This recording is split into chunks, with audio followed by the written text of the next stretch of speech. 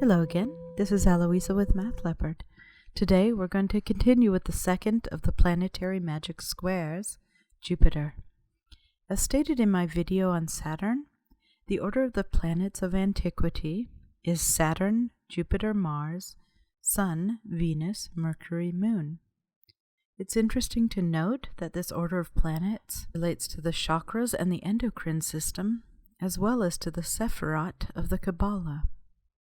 The sign for Jupiter contains within it a waxing crescent moon placed on the western axis of the cross of the material world.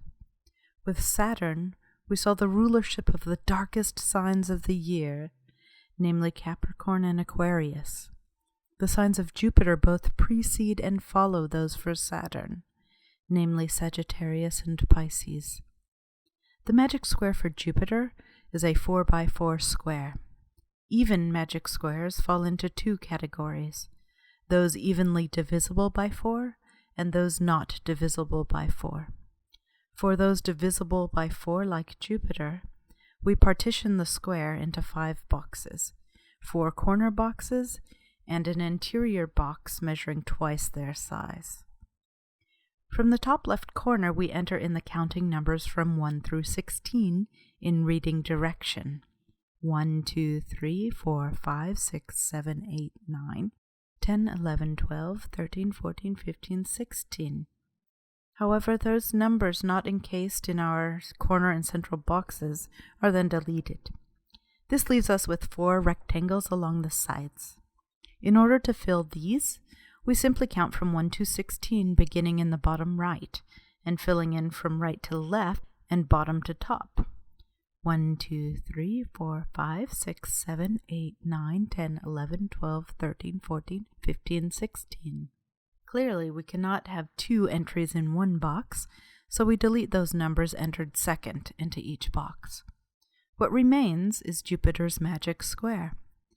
By definition of a magic square, the sum of the entries in each row, namely 1, 15, 14, and 4, which sum to 34, must be equivalent to the sum of the entries in every other row, 12, 6, 7, and 9, 8, 10, 11, and 5, and 13, 3, 2, and 16, which do indeed sum to 34. But wait, if we look at the sum of the entries in each column, for example, 1, 12, 8, and 13, we also arrive at a sum of 34. Note that 15, 6, 10, and 3, 14, 7, 11, and 2, and 4, 9, 5, and 16 also sum to 34. But it wouldn't be magic if we stopped there.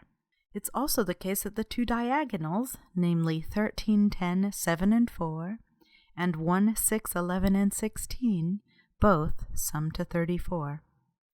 The number associated with each planet is the sum of the row sums, which for Jupiter is 4 times 34, or 136. We saw with Saturn how his sigil was created by following the lines of enumeration from 1 through 9. Let's take a look at the enumeration pattern created by Jupiter. 1, 2, 3, 4, 5, 6, 7, 8, 9, 10, 11, 12, 13, 14, 15, 16. This is an interesting and beautiful pattern, but merely informs the sigil for Jupiter, the circle of the infinite oneness and the cross of material existence. This sigil contains within it the intelligences of Jupiter, whose names are found by associating the numbers of Jupiter with their Hebrew letters, Aleph, Bet, Gimel, Dalet, He, Vav, Zayin, Chet, Tet, Yod. Yod Aleph, note that this is 10 and 1, Yod Bet, Yod Gimel, Yod Dalet, Tet Vav, and Tet Zayin. Note that these last 2 are 9 and 6 and 9 and 7, respectively, as the name of God would be spelled out using 10 and 5 and 10 and 6, something permitted only in the recitation of prayer. Thanks for watching. Please subscribe to my channel. I'll be releasing videos for Mars and the other planets very soon.